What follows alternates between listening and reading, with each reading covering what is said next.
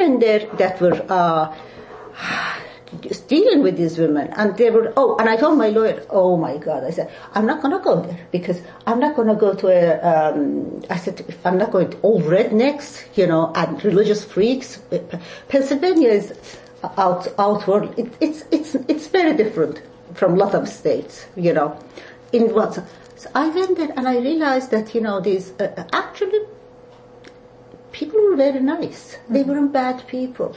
And then I realized that they were, I shouldn't have said about this Massachusetts, because I know a lot of other people in law enforcement who are pretty decent people. It was just liaison. But I read, and those people were, I found them very cooperative, very professional, respectful, fair, and I was surprised.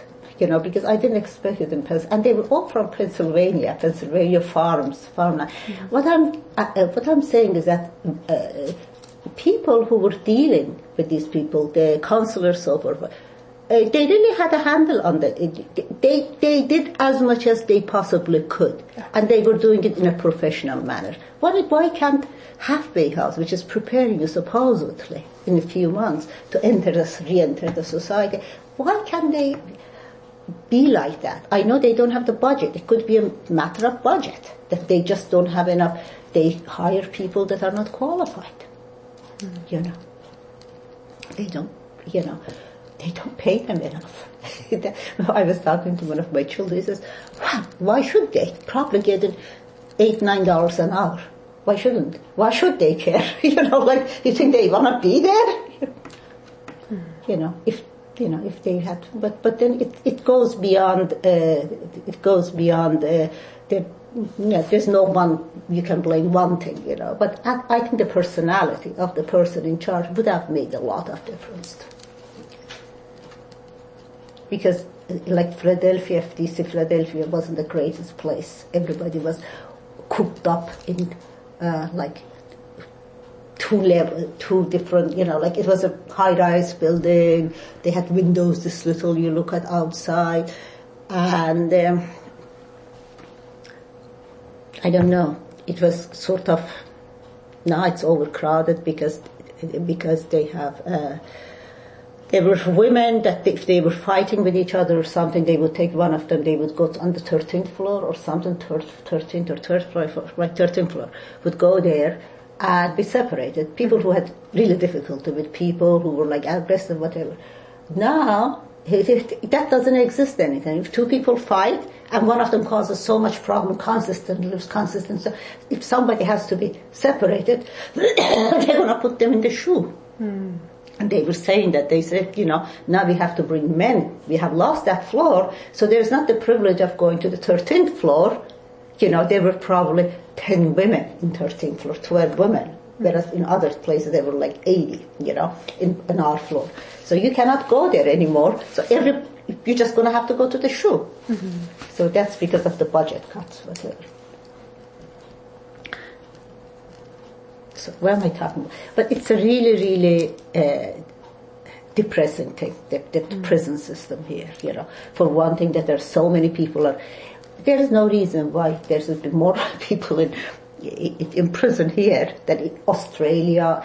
The only country, I guess, is China, or probably more than China. I haven't looked at the latest statistics. It used to be number 2, probably number 1. Mm-hmm. You can't put 9 out of 100 people, in 10% of the population, in prison, at one time or another. Maybe they've gone for 2 months, 6 months, 60 years, whatever, Mm-hmm. And then I understand drug problems, I understand all these problems, but other countries have drug problems too. Mm-hmm. You can't blame it all on drug, and you cannot just keep putting people in jail for stupid narcotics things. Probably 50% of the people I met there, they shouldn't even be there, because the amount of drugs were involved. They were in the car, their boyfriend had the drug or something like that. They just got caught in the web, and prison does not make it any better. I think, for the most part, it doesn't. It might keep it there. A lot of people kept them from dying, overdosing, but when they went out, 2 people overdosed and died. But but that's the only value, I guess. Place for a homeless. This is not a solution. That's an interesting point about keeping people from overdosing or preventing people from being homeless. Yeah, that's what it was. Because I was talking to some people sometimes when I was in a mood, and one of them said, actually my roommate said, at least here, she was a very bad drug user since she was like 16, 17. She was a big drug dealer, bank robber, everything. So yeah. And so she used to tell me she has 6 children. She was like 34 years old or something. And she had lost her children. Her mother and father, they were pretty well-to-do actually. She came from a very good family. They had adopted one of her children. And the oldest one, the other people had adopted, and the other people wouldn't let her see the children. The children didn't know that. So, she had some contact, but she was a really bad drug addict. And I think she was afraid of me because if she had, everybody told her not to roommate with her, and I felt sorry for her, and and one reason she also spoke perfect English. She was intelligent. So she confided and she said a lot of things, but she was a bad drug, really, I know. And then somebody wrote and said, she's been going in and out of shoes since you left, Mm-hmm.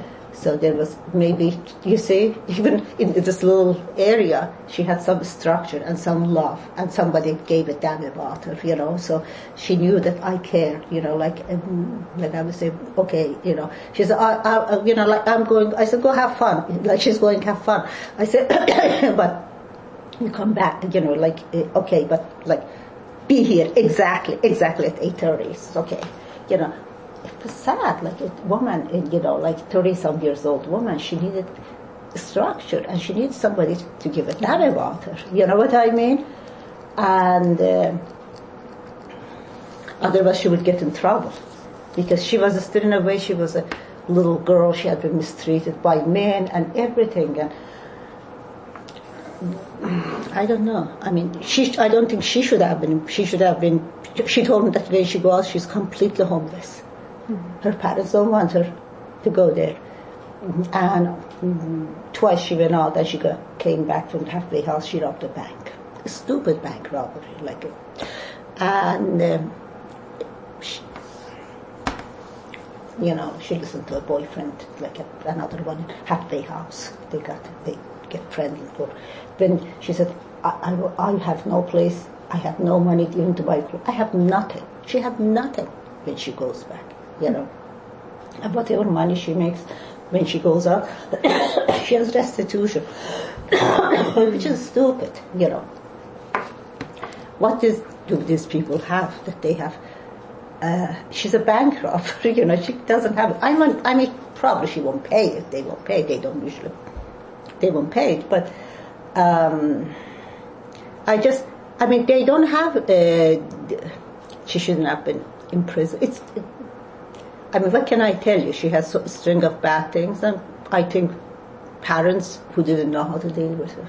She had very bad, tragic things happen to her when she was a small girl. Very horrible things, not sexual abuse, horrible things. Like her twin sister was killed in front of her. Her whole body was all knife wounds and everything cut up. And she was dying. Her parents came and rushed her to the hospital. They were 13. They had let some internet guy.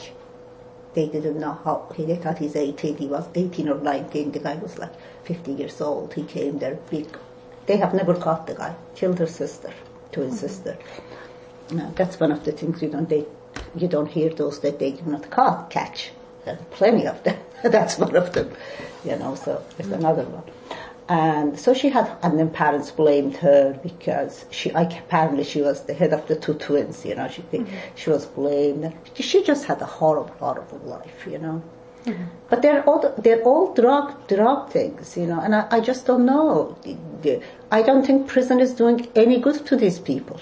Mm-hmm. Anything good, and then they're hooking up with people who know more than they do, and they have connections. It's better if they're outside. They put them on some methadone programs or something. Even in a country like